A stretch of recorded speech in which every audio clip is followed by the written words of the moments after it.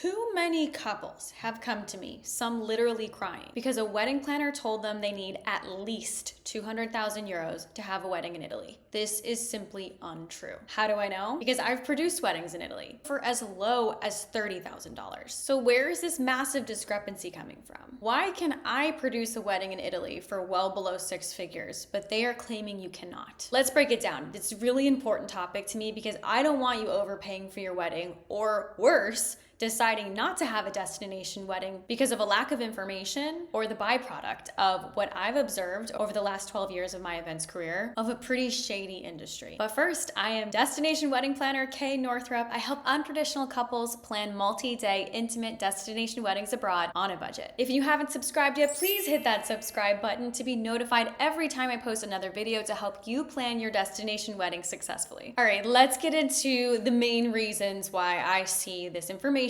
being given to couples that you need to have at least 200,000 euros to have a wedding in Italy. First of all, the easiest explanation and most innocent explanation is that they have portfolio standards. I support this wholeheartedly if you're a wedding planner and you have standards for the types of weddings that you produce. Some planners just have a certain level of portfolio that they want to maintain, and that's absolutely their prerogative after the many years that they put into building their portfolios up to these levels. And those weddings might just happen to be a minimum of 200,000 euros. And these are planners that are in the luxury category. They don't want to plan weddings for less than that, and that's totally their prerogative. But I think the message that's been getting lost in translation is that you still can plan a wedding for less than that, just not with the suppliers that they work with and for the weddings that look like the ones that they produce. And I get it. Listen, I used to work for a luxury event planning company. And trust me, if you have luxury expectations, you can spend $500,000 like that. 30,000 for lighting, 50,000 for flowers. And yeah, it looks incredible. But the thing that these couples have told me is that they were never asking for that level of luxury. They just want a wedding that is simple and minimal and elegant and leans into the beauty of this amazing venue and landscape. And they're adding intentional, tasteful touches of decor that are aligned with their priorities. So yes, expectations do matter, and it will sway how much your wedding is gonna cost. Because when I do weddings for 30,000 US dollars, there are sacrifices. There are less guests. They probably don't have a videographer. They're probably not paying for transportation for their guests. The flowers are more on the minimal side. The guests are likely paying for their accommodations at the venue to help offset that cost. And maybe their bar is beer and wine only, etc., etc., etc. And of course, for couples that have more luxurious expectations than that, we go into the 6 figures with them. Oftentimes, our couples in our full service package are spending between 125 and 150,000 US dollars on these high touch weddings in Europe. But notice that's still not close to 200,000 euros, which is based on today's exchange rate, 220,000 US dollars. There's still a $100,000 gap there between the high touch weddings that we produce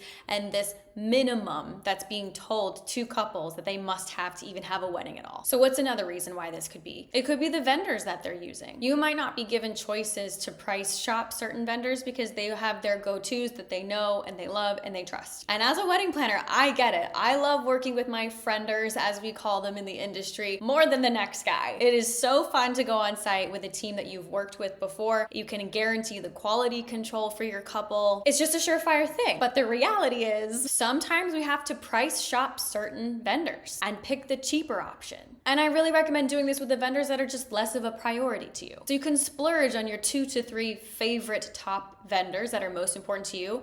Pay for the best. But that means to save some money down the line, you'll have to maybe just price shop and get the cheapest vendor that gets the job done for those other vendor categories that you don't care as much about. Because the reality is, in the market these days, if you pick the best vendor in every single wedding planning category, you're gonna be in the 6 figures. But that still doesn't explain all of the discrepancy of why these minimums are so high. One couple that I recently talked to who got quoted this 200,000 euro minimum was given a photography quote of 20,000 euros. Now, this particular couple didn't know if that was normal or if that was expensive because they don't know what to expect. Photography also was not in their top 2 to 3 vendors as far as priorities to them. So there's no world where I would have recommended that they spend $20,000 on something that they don't care the most about. But without any frame of reference, they didn't even know if that was a good deal or not for photographers in Europe. And that's what scares me. Yes, I support charging what you're worth. Photography is art, no doubt about it. There are photographers out there who are charging $20,000, $30,000, $40,000 for their work, and I support them. But if you're looking to have a great photo video team that is experienced in shooting weddings and they're local to Europe, there are an abundance of alternatives for between $5,000 and $8,000 US. I've had couples share with me that getting these types of quotes is almost insulting because it feels like there's a lack of respect for their hard-earned money. Rather than educating clients about what things cost in the industry and the different price ranges and quality associated with those price ranges, we are just expecting couples to pay these fees. Unfortunately, there's another reason why vendors could be so expensive: kickbacks, commission, and markups. This is actually normal in the wedding industry. I have friends that do it. It's part of their business model. I cannot pass judgment on how other wedding planners decide to charge. It's not my business, literally. But what I do believe in is full transparency. I think when couples understand that there's a commission that the wedding planner makes for working with certain vendors, that's okay. But when the couple has no idea that the planner added a 15% markup on top of the vendor's true cost, it feels wrong. I had to do it for years. It's actually one of the first signs in my career that the light bulb went off, and I thought,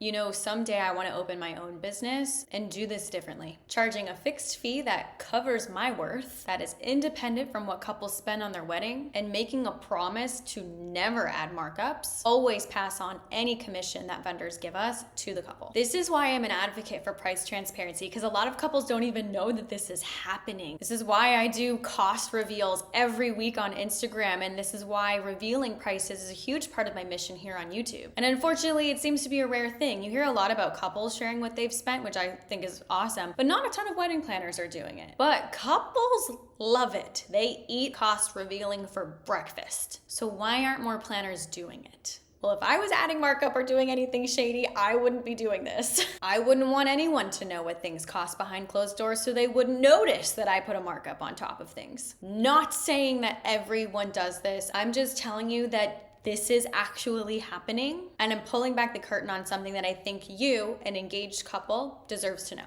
Quick pause. If you're into this whole airing out the dirty laundry thing, cleaning out the skeletons in the closet of the wedding planning industry, please let me know by liking this video, because it is a super scary thing to do. But this is for you and your benefit as you're planning your destination wedding. So let me know by liking this video if you want me to do more of this. Now, to a certain extent, I think cultural differences could also be at play here between US planners and Italian planners, or ultimately it could just be a personality thing. But let me explain. I have interviewed a lot of couples post-wedding, doing research for my own offerings to understand the pros and cons of hiring a European wedding planner versus an American wedding planner from the perspective of an American couple. The number one con that I heard across the board was that there was a misalignment of expectations in the planning timeline and when they thought things should be getting done by. The second biggest complaint from the specific couples I talked to that got married with a local planner in Portugal and Italy was that there seemed to be a general disregard from the planner for staying on budget. Again, you can boil that down to a cultural thing, or it literally could just be a personality trait. Bottom line, if your planner doesn't understand that your budget is finite, it is going to cause you stress. It's really important to have a planner that spends your money like it's their own. As in, it hurts when you go over budget because it feels like they are going over budget. It's also really common in this industry for planners to charge based on a percentage of your total budget, meaning the more you spend on your wedding, the more they get paid.